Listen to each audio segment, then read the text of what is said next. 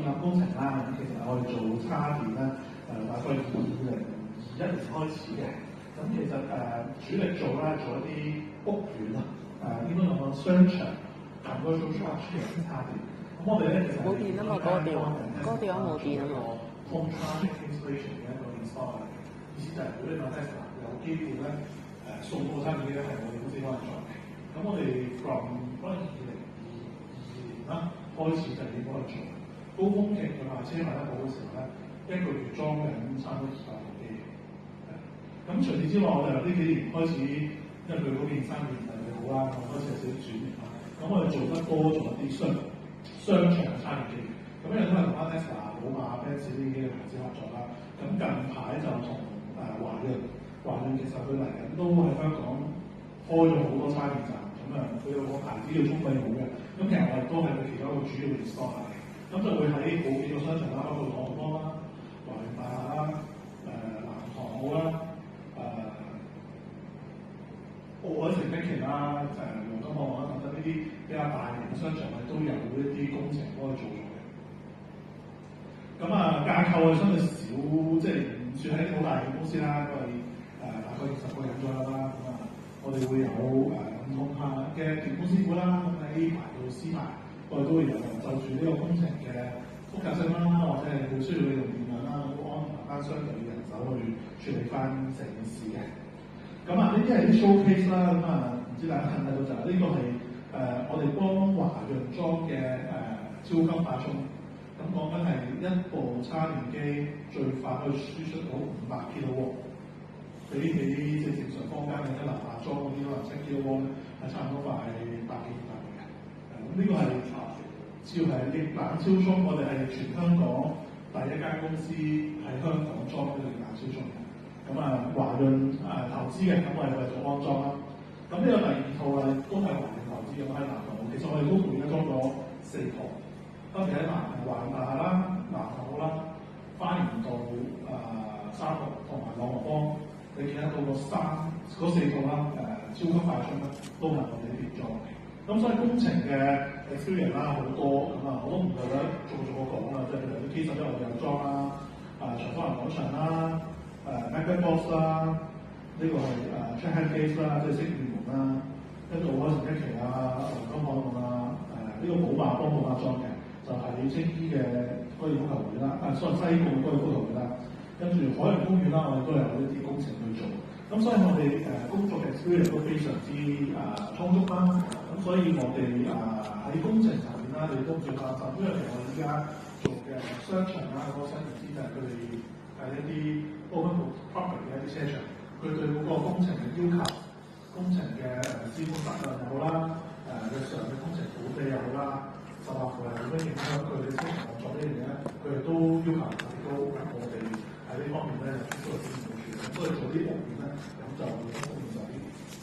咁咧，我哋再介紹下呢啲叉電機嘅牌子。咁我哋依家同一間公司叫太陽啦，喺珠海嘅一間上市公司去合作嘅。咁其實呢部叉電機我哋喺香港都 keep 住賣得唔錯嘅。咁其實有一段時間 Benz 廠咧，佢供叉電機俾佢客人咧有問題，因為佢不過生產唔切。咁佢就問咗我哋會唔會有叉電機賣？咁其實有部分有一段時間啦，即係 Benz 佢哋都係賣緊我哋呢個叉電機。咁之後佢就解決到嗰個產品問題之後，就換翻呢一支嘅牌子啦。咁除此之外，我哋都有一啲公共嘅叉電站去做啦。咁所以我哋有 Apps 嘅。咁但係呢個 Apps 我哋就 for 呢個 app 咧就唔會特別去使用啦。咁我唔特登再講啲詳細內容。咁再落去就講少少嗰個load balancing 嘅功能。因為其實呢個 Apps 可以 support 到一個 load sharing 嘅功能啦。咁其實遇到香港好多時車場有個問題咧，就係佢嘅供電量不足。即係意思就可能佢以前嘅 design 會遇到你停車場有咁多叉電機要裝，咁所以其實基本上係照明啊用得特別多嘅，所以佢出咗一電都唔會好多。咁所以我哋呢個system function 可以去實時 monitor 住車位嘅用電量，咁再做一個分佈。即係可能大家揸100 A 嘅，咁但係每部叉電機用30 A，咁我哋都可以提供分配。咁可能每人 share 少少，或者係一啲少數先得嘅 concept。咁呢啲我哋都可以喺個 system 度 set 去俾實時嘅嘅車主享用到一個最直接、最快速嘅一個插電。咁其實個 launch 好簡單嘅，其實你個 monitor 住啦，你輸入咗嗰個 total 嘅 input 當啦，有 cap 係100M 嘅，咁佢做 monitor 住啦，依家有幾多人叉，譬如有3個人叉，其實佢哋又可以 full load 啦，100%去輸出啦，但可能去到5個人叉，咁佢就相對應調低翻個速度啦，平均分翻俾咁多個車主去用，咁就唔會有啲跳掣嘅問題，因為如果你太多人叉，咁佢 load 唔夠咧，咁會有機會跳掣，影響到你可能有啲車場嘅照明系統啊。或者一啲危險啲嘅可能啲消防裝置啊，咁可能都會因為呢啲問題去影響到咯。咁所以呢個 load sharing 喺香港嘅停車場都非常之重要。咁我哋都有呢個 system 去 support 到你哋嘅。咁再落去就一啲現行嘅一啲監督措施啦。即係其實我依家近排啦，我哋都有幾個場係同港鐵合作。咁港鐵其實出咗名係麻煩嘅，因為佢哋一啲車場運作，咁佢哋對成個安全啦，或者對佢哋日常運作嘅影響啦，係好抗爭。咁所以其實基本上我哋依家同佢溝通得非常緊密啦。咁可能每一日都會有啲安全主任喺現場睇住成個工程係點樣啦。咁assure翻我哋嘅同事啊，按照翻香港法例啦，或者係MPR 嘅一啲要求啦，去喺現場施工，盡量減低一啲可能噪音啦、粉塵啦，或者係對佢哋日常交通嘅一啲影響。所以呢樣嘢都係相對比其他公司會強少少。咁再佢就講多少少嗰個proposal 啦，即係我哋而家入咗呢個 tender 啦，其實去賣緊一個 solution，咁我哋就好直接，我哋一個車位都會幫你去做呢個安裝，咁而一個車位嘅收費咧講緊23000蚊，咁呢個係一個買斷嘅形式，咁每個車主就自己去安排翻，或者我哋幫手啦，去 apply 翻一個電動車嘅充電電錶。咁如果大家係一個電動車車主，你知如果呢個獨立嘅電錶講依家中段插電，而且係850咁你冇辦法插電啦。第二就係你可以調呢個嘅充電時間，從而導致你每月嘅用車嘅費用咧，會相對比起一啲按用電量收費嘅一啲 scheme 咧，會平嘅。俾個 reference 大家，因為依家坊間裝一啲插電機，我哋而家報緊都230蚊啦。咁加上頭先講咗嗰個scheme，中電講緊係燃油附加費啦，一度燃油過4咗啦。咁呢個咁嘅做法咧，我哋做咗個 simulation 嘅。咁其實講緊兩個唔同方案啦。我哋呢個咁嘅安裝費用，再加預計咧，每個車主一個月用400個電嘅情況底下咧，3年嘅總費用咧大概係43100幾蚊。咁但係如果近排可能一啲坊間按每度電可能3到6呢啲咁嘅水平去收嘅話咧，講緊3年嘅總費用係要51000幾蚊啦。咁其實比起我哋依家呢個 offer 係會貴咗20%嘅。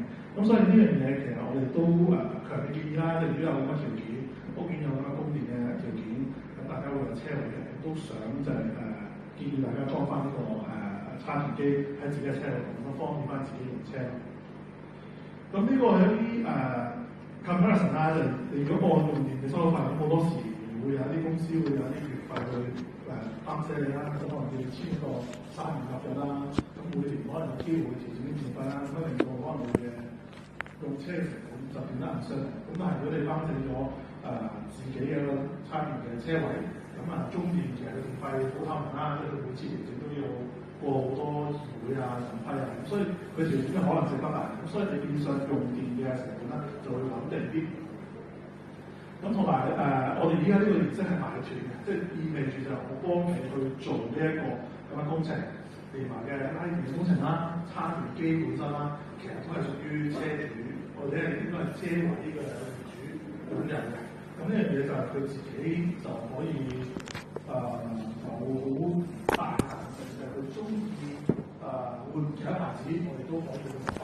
我哋如果個車主有自己嘅充電嘅車位啦，咁其實可以做到一個調整插電時間，因為大地方你 set 咗一個車度，佢幾多點開始插電，咁佢就可以 enjoy 到個插電收費。咁雖然呢樣你其實可以有好大嘅彈性嘅，佢中意換其他牌子，我哋都可以去幫啦，或者我哋可以用唔同嘅形式，即係譬如話我哋中意即插即充嘅，我哋中意拍RFID卡去跟住部機嘅，咁咁呢各種形式其實都可以就車主用車嘅習慣去調整。咁啊 compare 可能一啲坊間 standard 即係啲按用電收費嘅做法咧，咁就會嚟得直接啲，有個性化啲。咁所以呢樣嘢都係我哋呢個賣點啦。咁啊，大概我哋想分享嘅就差唔多啦。咁唔知大家嘅業主有冇啲乜嘢想了解多啲我哋 proposal？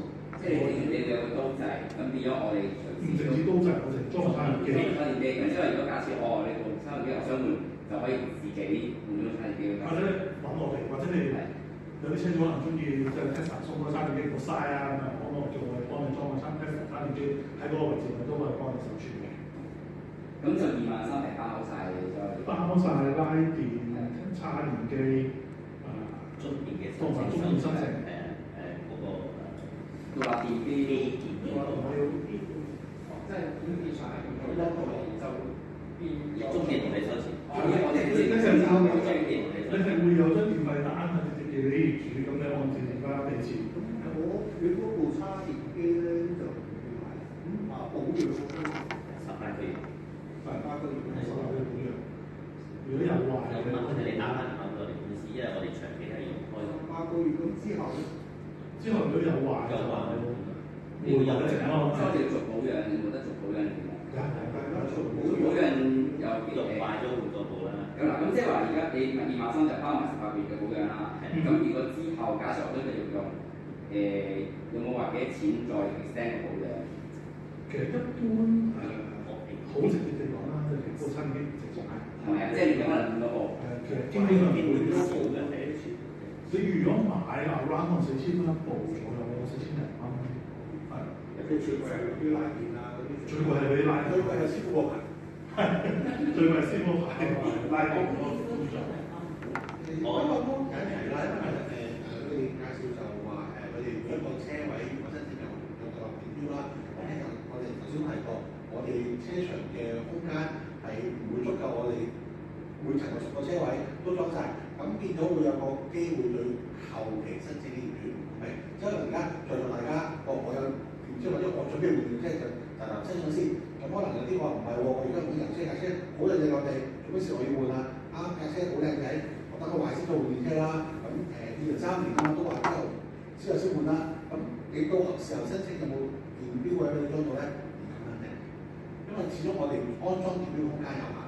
啱啱呢個都有提過咧，我哋有個系統咧可以將你嘅電表分。所以你因為我裝電錶會食補嘅。即係我想問，譬如假設啦，好踴躍，所有業主車位全部都裝，你哋得唔得先？即係究竟我哋成個客觀，我哋內入區可唔可以做到呢樣嘢？因為頭先吳生所講，真係有限制，我唔知幾多成，可能淨係每一層我舉例，借做到20個嘅啫咁樣，有冇呢啲嘅具體數字，或者係咪真係可以裝每一層裝得晒咁樣？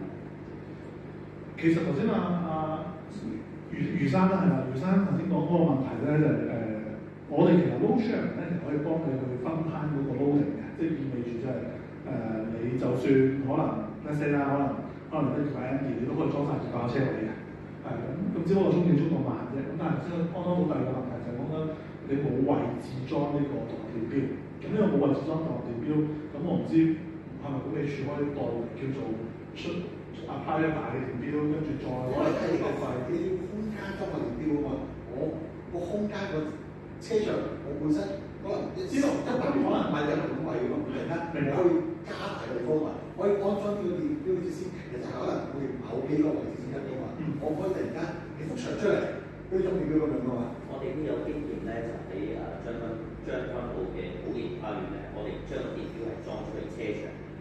其實都係嘅，即係坊間都有一啲停車場啦，空間有限，即係電制房根本就冇辦法擺到咁多電錶。其實依家都有啲做法，就係喺車場嘅某一個位置，可能一幅吉咗個牆啦，咁就起個不鏽鋼箱喺入邊掛啲電錶都得嘅。咁具體就要睇翻有幾踴躍啦，有幾多業主想申請呢個電錶，咁我再可以 propose 翻喺邊個位置，可以幫你裝到呢個嘅電箱去掛翻啲電錶。即係會唔會好似余生所講，而家咧 lock 你可能都你哋都仲 confident 去裝到，可以滿足晒我哋第一 lock 嗰啲業主。咁會唔會之後我第二 lock，好似頭先余生所講，就真係按摩能裝啦，因為已經裝咗已經無其他空間啦，會有呢個情況。佢哋嘅意思我相信係而家可能而家一咯，即係可能當好少 mon 呢種10個係咪？即係好少車，即係好有限嘅車要申請，佢哋都要睇個位置夠安裝。咁但係到日後安裝嘅時候咧，可能就未必可能我而家假設就裝翻喺電錶房裏面啦，電錶房裏面啦。咁但係只係滿晒位啦，可能就要喺我哋每一層車場嘅某一個位置加翻個特定嘅櫃，冇錯，先可以加翻個同我電錶俾大家。當然呢個工程係即係呢個係有可能嘅，可以處理到嘅，都處理到。因為個做法會即係譬如點解我會咁問咧？因為如果好似頭先袁生所講嘅話咧，咁我哋就會再同其他業主講，喂有機會你第二粒未必裝得到啊，或者唔夠空間裝啊。唔係佢意思應該唔係裝唔到，只不過係嗰個電錶佢裝係好啫。即係裝就裝得嘅，裝到嘅，即係唔使驚話我而家唔裝，我下次之後裝唔到咁樣。係，即係冇嘅，即係都裝到嘅。係 OK。不過就查到嘅話工程費嘅。都包埋。包埋即係我解釋要裝多，好似你。我睇即係我哋要包到位嘅。其實咧，我哋開頭預嗰23000蚊咧，就喺車場嗰度已經有一個不鏽鋼箱㗎啦。咁每一組不鏽鋼箱咧入邊咧可以裝20個電錶喺裏邊。係啦，咁你唔夠嘅話，我哋可以再延伸或者係再揾其他位置。就包埋嘅，甚至再加。但我提咧，就頭先我哋講咗就係，就算你一個業主上申請，我哋都會幫你裝啦。但係我哋另外有個條件咧，就係一個10年嘅經驗權，即係你如果喺車場度10年內，你哋想裝叉電機，就只能揾翻我哋去做，因為我哋前期投資咗一啲infrastructure 喺入面啦，係啊。咁但係你要加嘅，如果呢個第一個裝對我哋公司就唔公平啦。咁所以我哋呢個係條件嚟嘅。一個車位我哋幫你裝，但係前提係10年內，你哋嘅業主如果想裝叉電機，只能揾翻我哋去做。我想問有冇啲咩保養費啊，或者營運費啊嗰啲？冇嘅。咁呢23000就算㗎。23000就完啦。咁如果你話18個月之後壞機咧，咁其實我哋都可以幫你去重睇啦，跟住就換機嘅費用就另外再俾咯。咁換機都係冇錯。因為你10年出嚟嘛，10年都要我哋都俾翻個定價出嚟啦。日後換機，每部機係大概係4000蚊計啦，少於4000。即係拉曬4000蚊度。我哋有冇話有啲貴啲嗰啲平啲嘅？冇啊，佢翻嚟比較好。或者咁講啦，即係坊間當然有啲唔同選擇啦，有啲歐洲機10000幾蚊一部，有啲大陸機。咁其實除非即係可能啲業主有一啲即係品牌情意結啦，但係其實講真，依家喺大陸叉電嘅成熟程度咧，其實比外國仲要高。因為安全性啊，所有嘢其實都非常之 reliable，所以呢樣嘢唔使擔心。即係如果業主真係好有意見，我唔係一定要裝全單拿㗎，我其他牌子落嚟。即係好似我睇住。你可以指明嘅，可能都已經可能想裝 Tesla。係咯，可能知道你可以。但係你都 OK 嘅。我哋都 OK 嘅。咁會唔會扣翻之後出個船啦？會唔會扣翻嗰個？呢個就冇啦，就冇啦，呢啲都係你嘅。都係。OK。同埋我哋如果好多業主去申請，咁會唔會可以平啲？其實呢個都真係好平，我唔知啊，我哋做完之後，你個車位升值都唔止個2萬蚊啦。如果壞咗咧，我所咧同所有嘢啦，無論係大細有細隻都好啦，或者個叉電牌都好啦，咁呢10年裏面係咪都可以幫你維修？咁但係就因為10年就包個 infrastructure， 即係你係防翻電到，即係大嘅啦，係啦，嗰啲供電嘅設施咪包，但係叉電就叫小部分啦，嗰啲就細哋都打嚟啦，我哋係即係做工程嘅公司，咁其實我哋都好多發展商啊都有做保養嘅。因為你頭先話18年18個月保養啊嘛，咁如果過18個月之後，咁係咪就即係18個月內保養？即係我有咩維修都不要咧，就唔使錢。但係18月之後咧就俾錢啦，但係幾錢就唔知啦，再報價。但係就總之就10年係俾你哋搞啦。係。其實啲電掣都唔會知，但係我想問下，因為你哋10年，即係你頭先話10年期嗰個業權咧，咁你哋裝完之後就8個保養啦。咁你其實18個保養係咪淨係包可能嗰個層嗰個分電位去到車位嗰啲電能個充電器。咁呢另外嗰、個可能喺個電掣房開條線出嚟，燈箱嗰啲係咪啲實都包括咧？包係。大細電都包晒啦。總之一掣10波先都係你哋電掣房會有啦，咁我哋有幫我哋電掣房開掣啦，咁就打出嚟。咁由我哋做嗰個幫你搞埋嘅。係啊，唔係淨係搞我哋嗰部分。係。總之係由我哋拉電到你電掣房，駁你呢個掣，開始後面嗰橛。因為5年之後我哋就要再做大維修。係咯，即係咪下面係我哋因為我哋呢啲嘅掣嘛，即係我哋要做電檢咁樣。你都要包埋我哋嗰部分。WO2你會包？我哋包我哋嗰部分。係啦，我哋嗰部分。就唔係你打。係啊，所以大廈因為夾埋我哋車業權裝咗咁你裝就因為唔係管理處搞。啊？即係業權裝咗充電器啊？即係辦咩嘅裝置就要，但係咧你成個商場嘅裝置咧，我哋都要寫一份WO2A 嘅理件，每年要寫一次。咁我想問，譬如仲其他譬如保險嗰啲係我哋自己買定係點樣咧？我呢個券係我哋淨係包工程保險，即係工程期間有咩事，咁我哋就會有保險一份嘅。咁但係完咗呢個就冇㗎啦，係啦。咁如果你哋 concern 你哋要買保險就要自己另外自己買。係啦。我想問下頭先可能聽唔清楚，你依家係23,000係包個中差定係包7 kW，7 kW。都成日買中差㗎啦，叫中差。我嘅定義就慢㗎啦，7 kW 中差嚟嘅，就唔係消防差船，唔係消防差船7 kW 呢個概念大家就一般正常嘅車啦，行翻7個度電左右嘅，咁7 kW 嘅叉電機就大概先30個鐘頭就叉滿部車。咁啊啱啱好就你翻到屋企瞓醒覺起身就即係差唔多。20%去到80%，即係差60%大概10%。係啊，80%。如果你咁計嘅話，可能6個鐘都搞掂。如果你20到80。哦，即係大概1個鐘就7度電到啦，7度電，1個鐘7度電。哦，1個鐘7度。7 kW 就係7度。係好易理解嘅。好易理解，11 kW 就係11度。頭先你講話太多人就會再 share。係嘅，咁就住你供電嘅會唔會呢年話唔係幾多啊？即係部叉電機最低食都要4年嘅。即係阿 Lisa 會唔會有個 guarantee 就係我最低可能1 share 嗰陣都有個3 kWh 嘅？有冇呢啲個？冇咁嘅 guarantee 喎。部叉電機要去喐咧，最少都要6 amp 咗，咁啊要如果純計數計咧，大概2.4 kW 費。收月費嘅，大概最低㗎啦，每一位車主大概係3萬。咁我哋會幫你用呢個系統咧，因為你冇辦法增加嗰個電力，我哋只能夠用系統嚟控制你做電機，俾啲用戶嚟。即係就冇得 guarantee 我幾多個 kWh 都有佢先幾多都有大概4個 K，四個 K。咁即係最盡都係10個 kWh 先最盡夠用啦已經。夠嘅，如果你講係long term charge，其實係夠。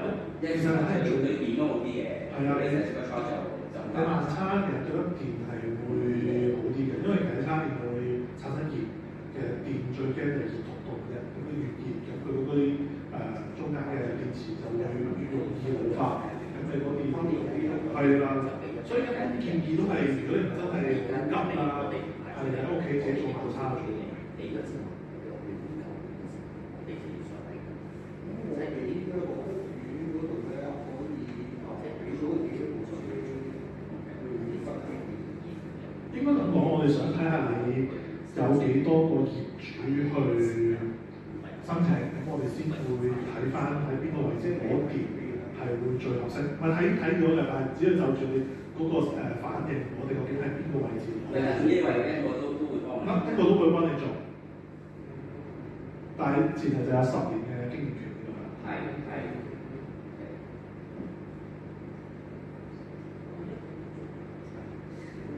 我想問你幾耐？你成個工程要用幾耐時間？我哋入圖俾中電咧，大概2個月會批圖啦。咁批完圖之後咧，我哋就即係俾計劃書你哋啦。如果你哋批晒嘅話，我哋可以即刻開工㗎啦。咁個半月之後就會攞到個充電條件，即係大概會5個月內會完成。5個月內。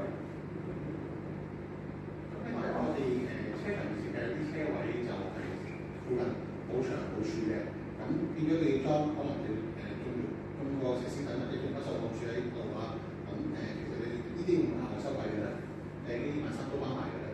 呢個就要睇下個，因為我哋對個車場嘅太理解，即係太過熟悉啦。不過呢個都係限數嘅，即係如果住真係冇牆冇柱，咁啊要裝個不鏽鋼嘅 stand 啦，我哋要用，咁有一個單幾有數，1000蚊左右，1000蚊落，係咪啊？一支鋪一個鋪，因為一定有我哋有啲係冇牆嘅，你有冇啲相啊？有啲中間我哋中間牆一定係要裝我哋俾啲相你睇啦。我哋喺寶盈花園咧，直頭有條柱。我哋仲有啲係業主唔想，你兩個小位一定喺中間落。即係你整花板落啊嘛，因為我哋收錢係我哋花板落。嗰啲會做，我車嗰啲有柱有牆，嗰個就會貴啲啲。貴幾多啊？我哋2000蚊，我哋俾你睇睇先啦。我哋喺寶盈花園咧就。其實都係一個擺喺地下去做集先啦，因為始終你咁講而家你都會有，可唔可以唔整入？用得耐都會有機會有啲鬆動啊。我呢個都係即係定天立地嘅你，即係你作到都要睇到幾錢蚊啊？呢啲你睇啊睇翻，即係得兩個價錢。如果你有長嘅就23000，如果係有柱要整條柱嘅就24000，就係咁啦。OK。有啲係走上高㗎。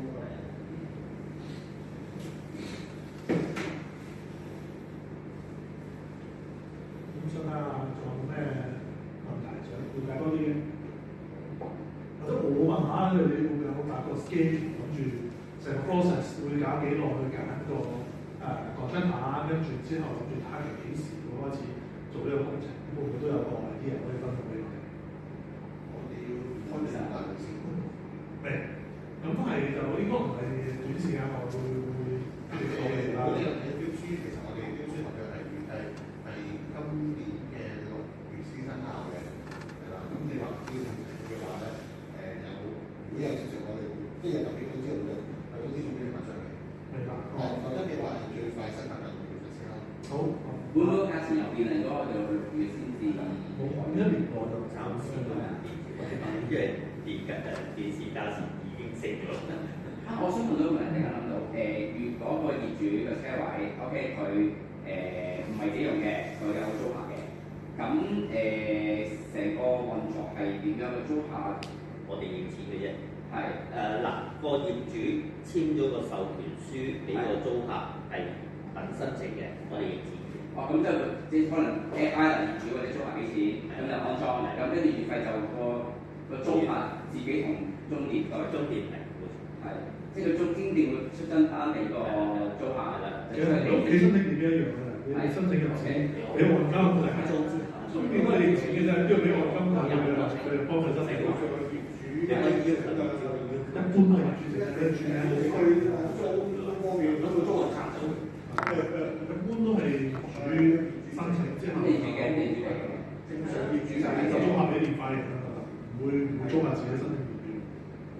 我業主好麻煩啊，講真，你每住一個租客咧，因為我哋諗，因為我嗱住宅你即咁易諗啦，咁但係如果你係租客假設你知道相當收費好高嘅，咁成日轉嘅時候，咁係個業主係個租客自己同中電話邊位，我而家轉咗個地址啦，你轉寄張單我去呢個地址啦，定係點樣㗎？即係我有冇 technical 嘅問題？你意思係地址，即係譬如話當然個車場會變啦，我哋即係嗰度話，我係講緊月結嗰陣時候嘅 statement 咧，你要所謂佢自己。你申請業呢個時候自己寫㗎嘛？係，即係如果轉咗租客，咁個租客自己同中電嗰邊聯絡，轉名啫嘛，轉地址，轉名啫嘛，係。租客就主要自己應該係業主申請。係咯，業主話因為如果你個車場個樓大咧，我哋建議業主自己申請。總之話個電費都係民主地址。係啦，跟住由個業主再俾翻個租客。就同租咁喂，你張單幾多錢？俾翻錢落咁樣。所以都得。其實打咗去中電轉名咧幾快，轉地址都快。係啊，可能6日搞掂。